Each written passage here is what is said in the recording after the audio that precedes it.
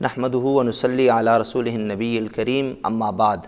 فاعوذ باللہ من الشیطان الرجیم بسم اللہ الرحمن الرحیم۔ ناظرین کرام، رمضان المبارک کا مہینہ چل رہا ہے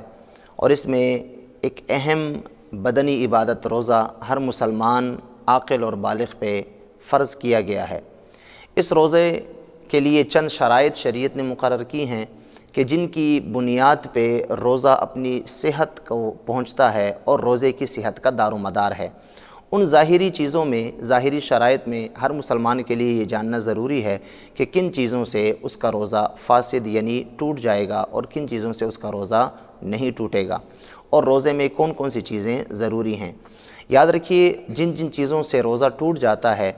ان میں سب سے پہلی چیز وہ غلطی ہے،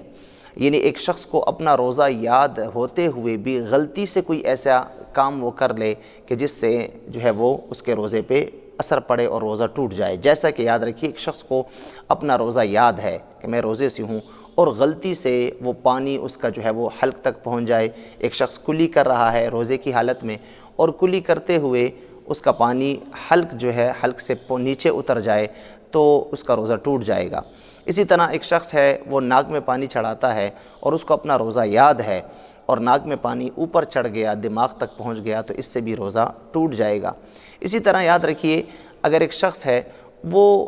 بھول کے ایسا کوئی کام کر لیتا ہے، بھول کے کوئی چیز منہ میں ڈال لیتا ہے، وہ نگل لیتا ہے، یا بھول کے کوئی چیز پی لیتا ہے کسی مشروب کو، تو بھولنے سے روزہ نہیں ٹوٹتا۔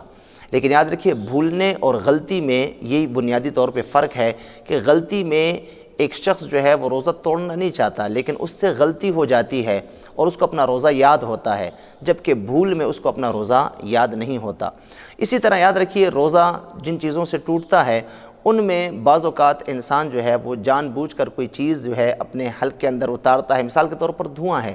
اگر یہ دھواں خود سے منہ کے اندر چلا جائے تو اس سے روزہ نہیں ٹوٹتا، لیکن اگر جان بوجھ کے دھوئیں کو کھینچا جائے اور حلق سے نیچے اتار دیا جائے یا ناک کے ذریعے کھینچا جائے اور اس کا اثر دماغ تک پہنچ جائے تو اس سے روزہ ٹوٹ جاتا ہے۔ تو روزے میں احتیاط لازمی ہے، ہم سب کو چاہیے کہ ہم روزے کو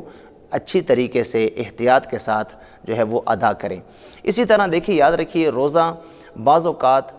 افطار کے وقت ہم لوگ بہت جلدی کرتے ہیں اور افطار کے وقت ابھی افطار کا وقت نہیں ہوا ہوتا اور ہر روزہ افطار کر لیتے ہیں۔ یاد رکھیے، ایسے وقت میں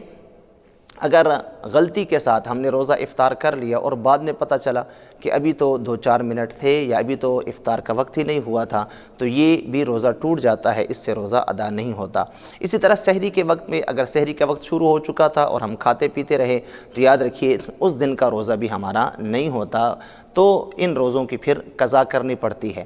اب یاد رکھیے، جب انسان کا روزہ ٹوٹ جاتا ہے تو ان میں جو ہے وہ بعض چیزیں وہ ہیں کہ جن پہ انسان پہ صرف روزے کی قضا لازم ہوتی ہے اور بعض چیزوں پہ کفارہ جو ہے وہ روزے کا لازم ہوتا ہے۔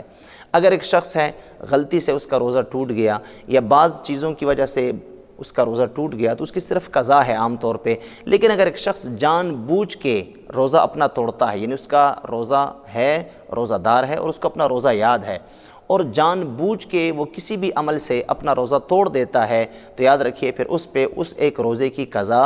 اور ساتھ میں کفارہ بھی لازم ہوتا ہے۔ روزے کا کفارہ 2 مہینے مسلسل روزے ہیں،